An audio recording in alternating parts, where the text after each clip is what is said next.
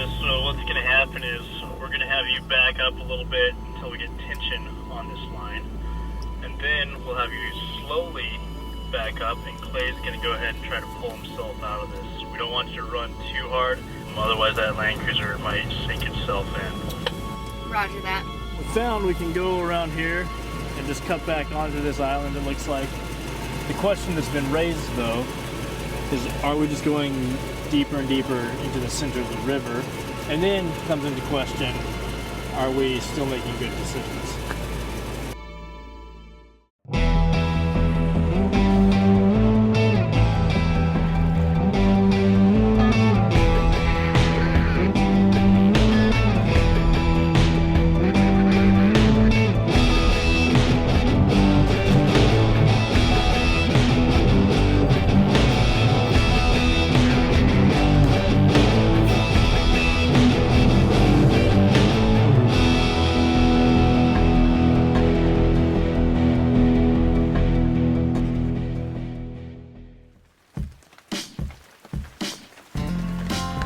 Day 12 was a wet start. A cinematic rainforest downpour graced our pack-up from VALDEZ.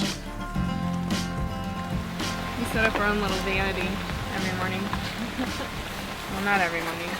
Just about though. Just about. You Like, can look good when you overlay. You can look good when you're going overlanding. For 1 inch of rain fell within the hour. Rain jackets were a must, and the awnings proved their worth. In a pinch, this would have been an ideal time to fill our water jugs.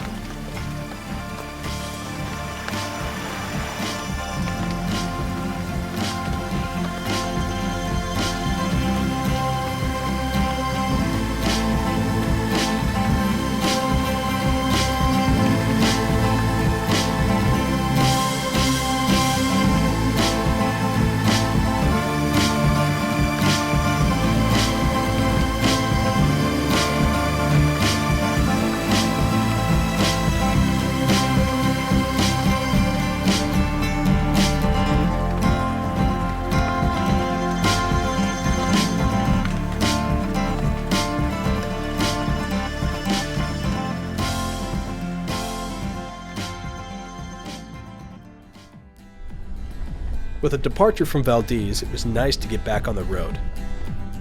We made good time, covering 264 miles and restocking our supplies in the Palmer area of Alaska.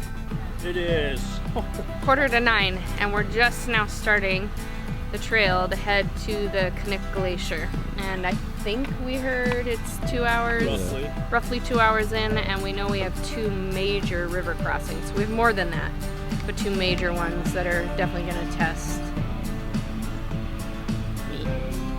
It's hard to say test the cars, but it's gonna test me. Who are we kidding? The cars will take it.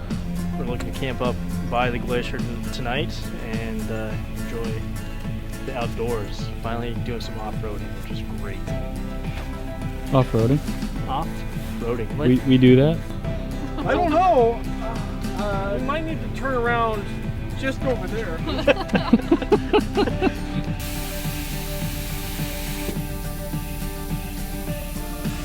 What's your off-roading experience, my friend? 0.4. 0.4? 0.4. Are we on a 10 scale here? Yeah, 11. 11 scale. 11 scale. Had a Geo Metro once. I'm super excited. Ready for some dirt. Yeah. Ready Even for if some it is mud. I'm okay with mud as long as, yeah, I'm okay with mud. I think it could be fun. We'll see what I say after we're in the mud. But right now I'm going to be optimistic. I think it's going to be fun. Just talked to a local, and he said, when you then move on up the trail, you'll go through some trees, and you'll go along a bank, and you'll cross some creeks, and you'll go along some more trees, and go along another bank. And then you're Then you're gonna get to the next one, and it's gonna look really bad, but it's not that bad. Look for the trees across the way. It's not so bad. It just looks really bad. Yeah. Yeah, it's gonna be a rodeo. It's going to be interesting. There you go. Wow, she don't want to go anywhere. Rhonda is at the wheel and has found herself in her first technical scenario.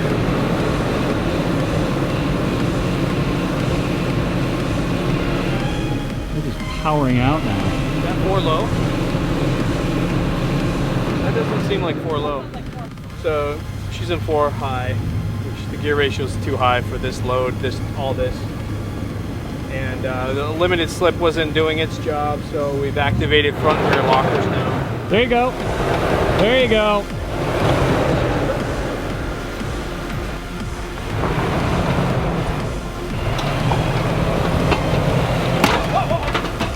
Oh, you're all right. You're all right. It's just the pan underneath. I thought we flew to death. I know.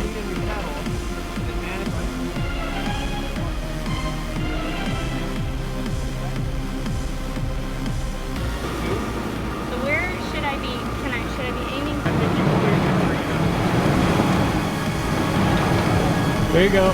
Right, right. There you go. Right. Woo! Mother, you're awesome. You are awesome. How you feeling, babe? Down like that. Oh, We'll just cut them off. I did it. I've got so much sand in my teeth. This is what we're dealing with. It's like moon sand. And being air down is helping, but angles and rear weight from trailers are keeping that front end really light. There's just so much weight back there, and now it's needing those front tires to crawl out of its position. So we're going to throw some max tracks in here to help it get traction. With fresh instruction on the Max Tracks, Rhonda takes the wheel. I was put in the driver's seat of the cruiser with the trailer, and I've realized I'm having to face this whole thing where I feel I have to be perfect. And on an expedition, you're given 1,000 different avenues to fail, because you can't pre-plan anything. I can't work it out in my head ahead of time. I can't, perfect it in my mind before I tackle a course. And so for me, it was like, oh, I failed. I should have just been able to do it. But everyone was like, you did such a good job. And I was like, I did. If I had done a good job, I would have made it the first time. Like, that was how my mind was. But it's all good. It's part of the process. And just give myself room to breathe and give myself a little bit of grace. Jeff's a good teacher, you guys. Seriously. He kept me so calm. He's like, no. Finding your vehicle's limits and getting stuck is part of the game. Having the right tools allows you to preserve your vehicle, making the recoveries easy and effective. As long as you're being smart about it, it's generally rewarding and fun. There's a shot from the cockpit. To the right is that. Incredible.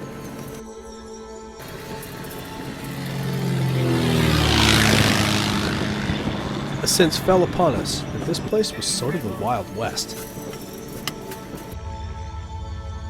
Over here, at one point, he said last week, there was a F-150 buried up to his windshield.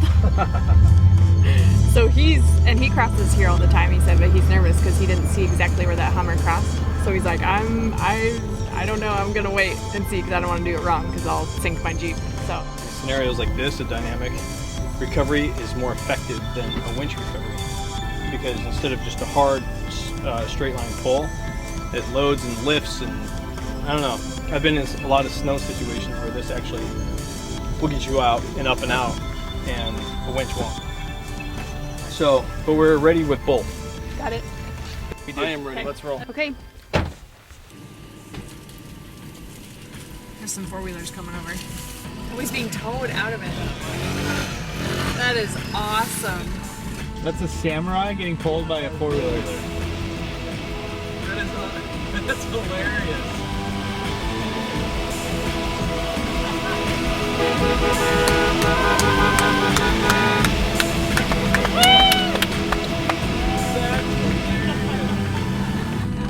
I love America. Props to the four-wheeler. You're welcome. I've never done a big water crossing like this, and I'm nervous and really excited. You're gonna hear noises, you're gonna see water come up to the hood, you might see it go over the hood. Don't freak out, it's okay. The biggest thing is throttle control, just nice and easy. Romping it isn't going to help because it's completely silt under there. You just need to let the vehicle do its thing.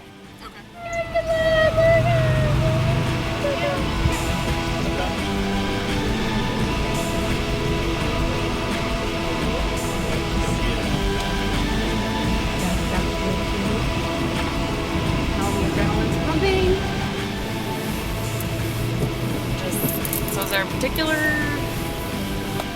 Straight there, and then straight across over there. Okay. First gear, idle out, a little bit of throttle.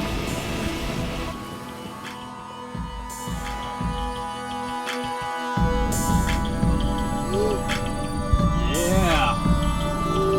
Get some. Get some.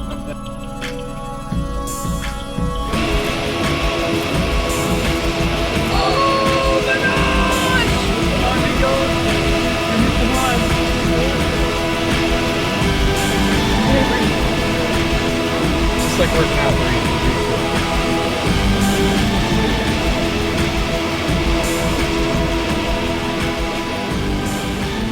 Yep, straight over to those tracks. You can see them over there. Yep. Going down. You're good. Just crawl right on out. And clear. Yes! One last dip. That wasn't as bad as the first one. Okay. Slow it in. Okay. Perfect. Okay.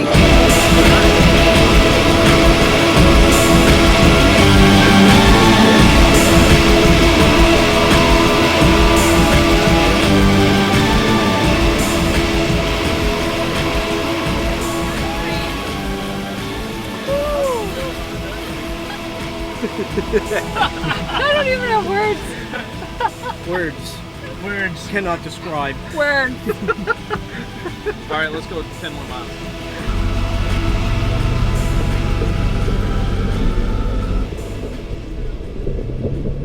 Going on very limited knowledge of the area and on ambiguous roughneck directions, we push forward toward the glacier, weaving our way through tributaries, thick brush, and deceptively shallow or deep crossings. Every crossing was different, and we had to take our time. Swamping a vehicle was not an option. We had a local guy, that guy in that Dodge, was giving us a warning before to say stay left as long as possible. 10-4, stay left as long as possible from the local. It was a good thing we relocated our axle braiders to prevent water from being pulled into the differentials. It's pretty much the best upgrade you can do if water crossings are in your future and are a must for Alaska Yukon adventures. I just remember watching that YouTube video of that guy going through that thing and then just falling in that hole. Yeah, that's not gonna happen to us.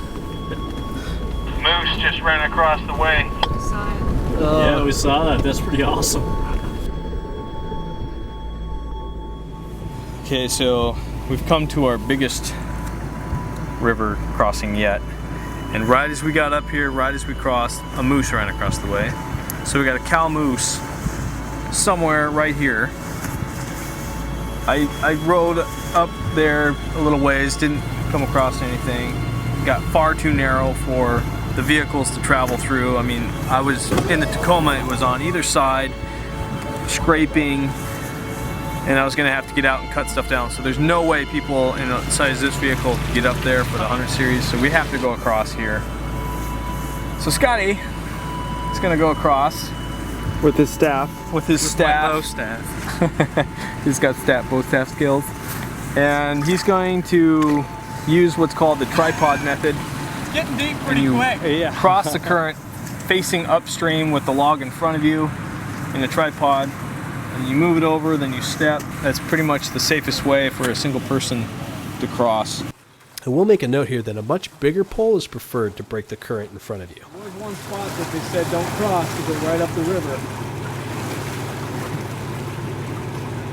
This drops just as fast. Well, crap! should we cross further downstream? Because we stayed high. Should we go back down and look for another route that way? I think we should before we do this. How is that? 12:54. 12:54. It's 1 in the morning practically, and we're still trying to make our way up here. So I'm gonna try this section right here. It might get pretty rowdy and deep, but that's what we're here to do, right?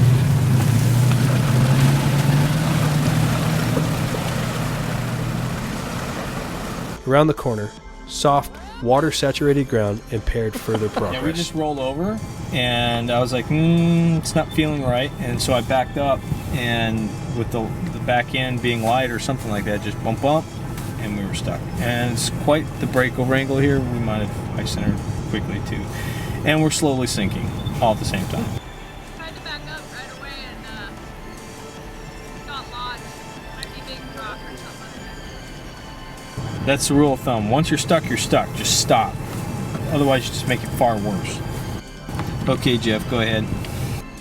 We opted for a gentle snatch strap recovery. Try to back out, Clay, and Rhonda, you keep moving back.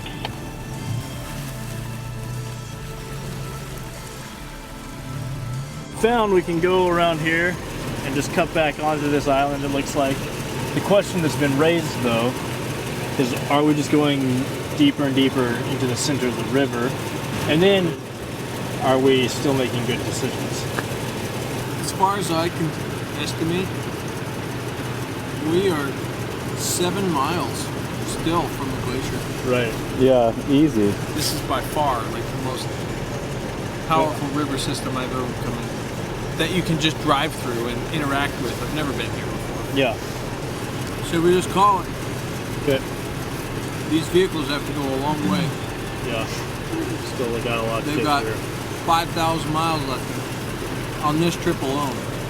Yeah. Yeah, I think that would be the smart thing to do. And we've got tomorrow if, Yeah. All right. if we want to conquer it then. So I say we make our way back and find maybe there's a great spot. That Yeah. we can camp out between rivers or something like that. I don't know. Let's just play it by ear. With our objective far away, limited knowledge of the area, darkness, and no known alternatives, the decision was emotionally hard but crucial. We had lost the ability to observe, orientate, and navigate effectively. It was honestly a no-brainer. Sleep was now the objective. People were drinking. I don't know if there's going to be a few rowdy four-wheelers. After deciding that we were safe from any rapidly rising water, we set up camp on a high mid-river bar.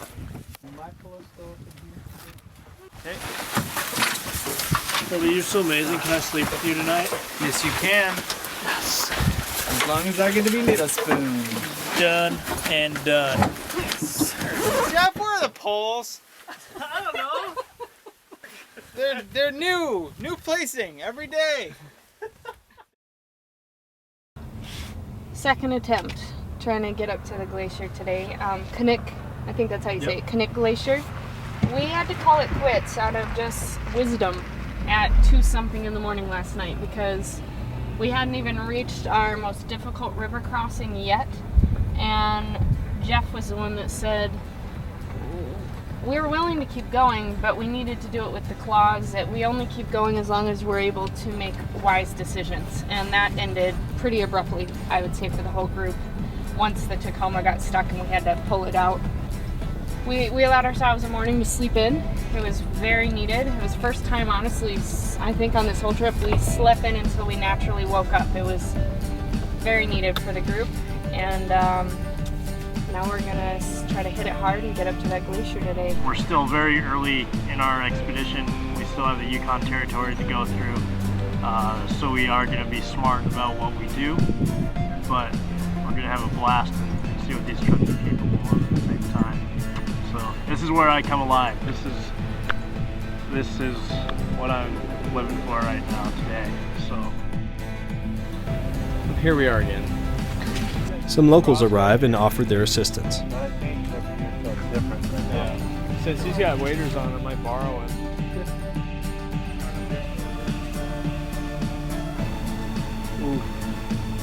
He's starting to get. That's here. Yeah. That's definitely gonna push the truck. Yeah. Yeah. I mean, you were like, I mean, that was this deep. With the plastic bed, that That's whole right bed here. will lift up. Yeah. And this is all sealed. It's one big balloon. Yeah. Yeah. I think we gotta call it. Same as last night. Just can't pass here. Just can't do it. It's just too high. The risk is too high. I mean, we might be able to do Go it. but- across over there. It looks like it's fanned out a lot more. It was simply too early in the year. So Clay and I are fighting right now because he keeps stealing my driver's seat. He like literally just snuck in and he's like, I'm just gonna turn the truck around. You got to drive a lot yesterday. I'm like, no, I didn't. I only drove while they were filming, and then he hopped in and drove all the rest of the way to camp. So it's my turn. So we're fighting. Oh, and here he comes. I'm totally gonna take it back. So this is gonna be our battle today. Should be interesting. Better get out of there. So I told everybody what you just did. I just adjusted my seat and I'm actually thinking I'll do the rest. We're just totally fighting. Look at that face.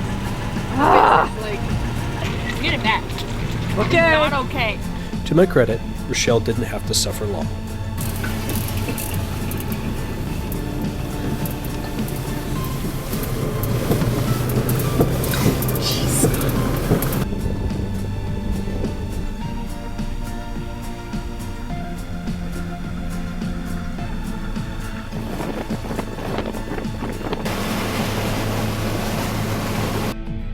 We're gonna check out Talkeetna. I want to see that town.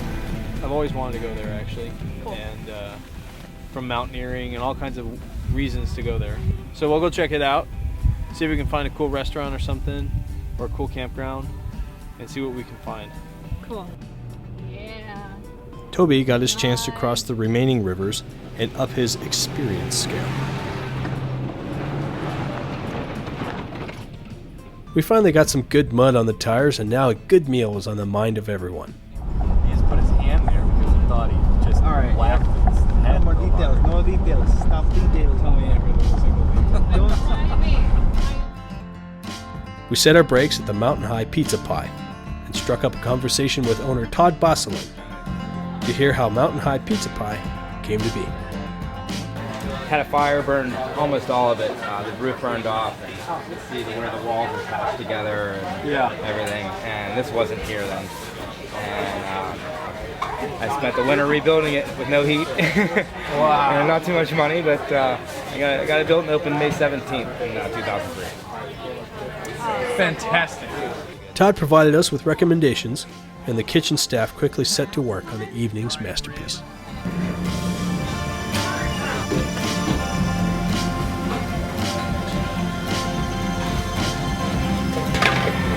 This time, it's becoming apparent that we are actually on an Alaska Great Pizza Tour.